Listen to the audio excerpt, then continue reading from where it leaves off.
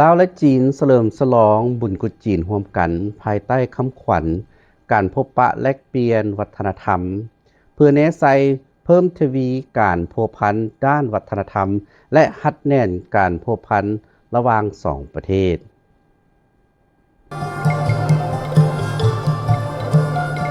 งานเฉลิมฉลองบุญปีใหม่จีนซึ่งเป็นการเริ่มต้นปีใหม่ตามจันทปฏิทินได้จัดขึ้นในวันพุธที่17มังกรที่นครหลวงเวียงจันทน์โดยมีผู้เข้าร่วม100กว่าคนเข้าร่วมกิจกรรมม่วนซื่นในนั้นประกอบมีการร้องเพลงการแสดงละครกายกรรมการเล่านิทานและอาหารพื้นเมืองอย่างหลวงหลายงานมื้อนี้มีขึ้นเพื่อแนะใส่เพิ่มทวีการพัวพันวัฒนธรรมและหัดแน่นการพัวพันระหว่าง2ประเทศท่านวันไซตะวิญญาณห้องหัวหน้าคณะโฆษณาอบรมศูนย์กลางภาคประชาชนปฏิวัติลาวและบรรณาธิการใหญ่หนังสือพิมพ์ประชาชนได้กล่าวว่าการจัดกิจกรรมดังกล่าวแม่นเพื่อเป็นการส่งเสริมการเสื่อมจอดสื่อมวลชนแบ่งปันความรู้และประสบการณ์เสริมขยายวิชาเฉพาะการเสื่อมต่อวัฒนธรรมและการศึกษาการป้อนระบงที่เป็นมรดกทางด้านวัฒนธรรมของโลกท่านกล่าวเน้นว่าการเฉลิมฉลองดังกล่าวได้สร้างความเข้าใจเกี่ยวกับฮีตของประเพณีบุญกุฎจีนที่เป็นฮีตของประเพณีที่มีมาแต่โดนนานของจีน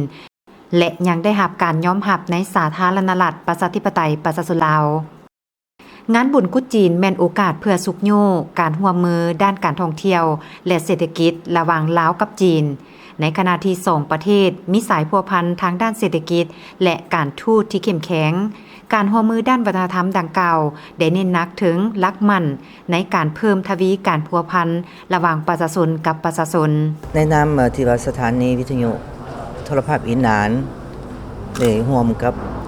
สถานีโทรภาพ MB ลาวเฮาภายใต้การสินำของกระทรวงได้จัดประสานงานเกี่ยวกับการแสดงศิลปะ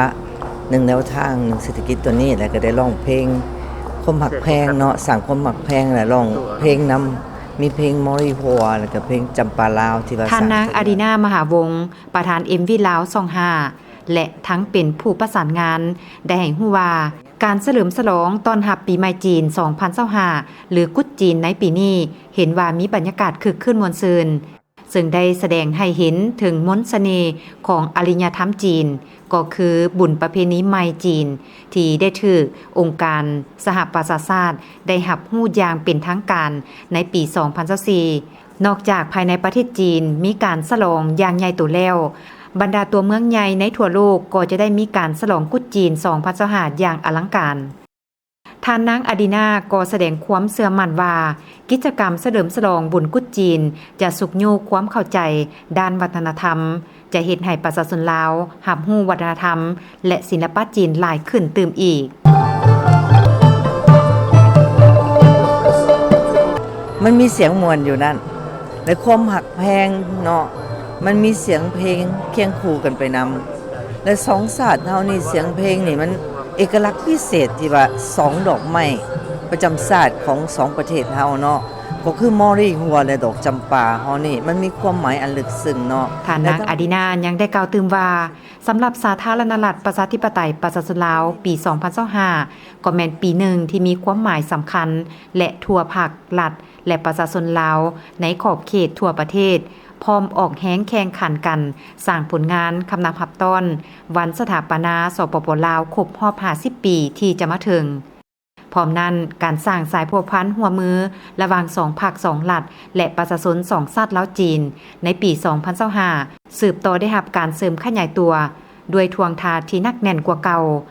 ปัจจุบันพร้อมสืบต่อการเพิ่มทวีการสร้างคู่ร่วมสตกรรมลาวจีนจีนลาวให้มีมาตรฐานสูงคุณภาพสูงและระดับที่สูงกว่าเก่าเพื่อนำเอาผลประโยชน์ตัวจริงมาสู่ประชาชน2ชาติลาวจีนอวยพรแด่ทุกท่านจงโชคดีในวันปีใหม่จีนตลอดไป